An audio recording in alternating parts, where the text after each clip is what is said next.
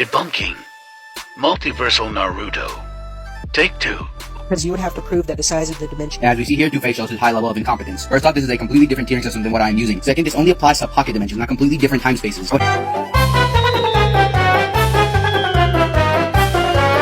Yeah, it never says space-time, only space. And space is only 3 dimensions. So Kaguya never made a 4D construct to begin with. And since it's only 3D, and even very closely fits the definition of a pocket dimension, you do in fact have to prove that it's infinite. I at least suggest reading what you're actually putting on the internet instead of just trying to debunk people with no knowledge of it. And yeah, I think I just proved that I have more knowledge about it than you. one last thing is that this only works on characters who are being scaled to Uni, not high Uni, as high Uni is being 4D. Which again, she never created anything 4D, only 3D. So since I said that, you're probably going to use the Sasuke statement, which is a clear hyperbole. Also, the databook proves that it's just a swap technique. Yet again, he proves that he is not competent at all. This is just Sasuke's version of the Renegon, not Kaguya's version of the Shari Renegon. Yeah, calling me incompetent yet couldn't even comprehend a single sentence. Here's what I said. Also, since I said that, you're probably going to use the Sasuke statement, which is a clear hyperbole. Also, the databook proves that it's just a swap technique.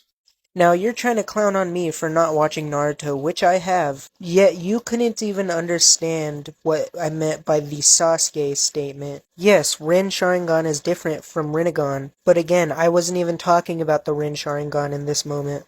Which, first of all, headlines in the real world are proven to be factually inaccurate all the time. You have to prove this one wrong or else it would just be a hasty generalization. Alright then, well, first of all, as we know, this is a mistranslation. The kanji used actually means to spin or to assemble, as you pointed out in your video. I don't know if you ever heard of the car analogy before, but just because I build a car doesn't mean I scale to the car.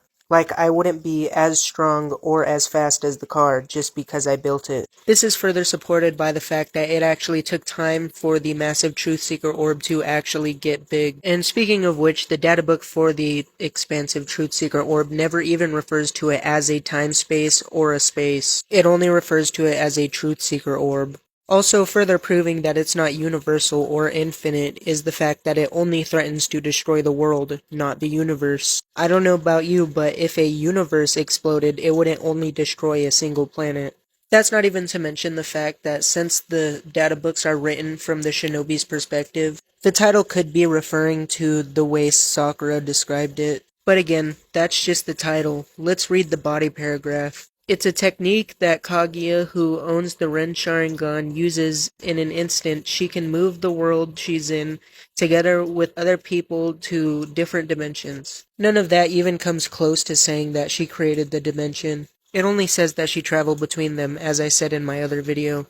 Now let's read the other side. She forcibly drags them into a particular dimension. There's no way to oppose it. It's impossible to go back. Again, none of that even states that she was going to create the dimension. And again, the databook for the expansive Truth Seeker orb never even refers to it as a time space. In case you don't know, a hyperbole is a statement or a claim that is not meant to be taken literally. Which, I mean, that's obviously not meant to be taken literally, considering the body paragraph doesn't even support this claim, and neither does the description of the expansive Truth Seeker orb. So at this point, the burden of proof would be on you to prove why it should be taken literally. There's move to that sounds more like a teleportation technique rather than universe creation. It's almost as if like a single jutsu can have multiple abilities, such as like the Sharingan. And yes, but you have to prove that she created them. I just gave you a sufficient amount of evidence proving that that was just a hyperbole.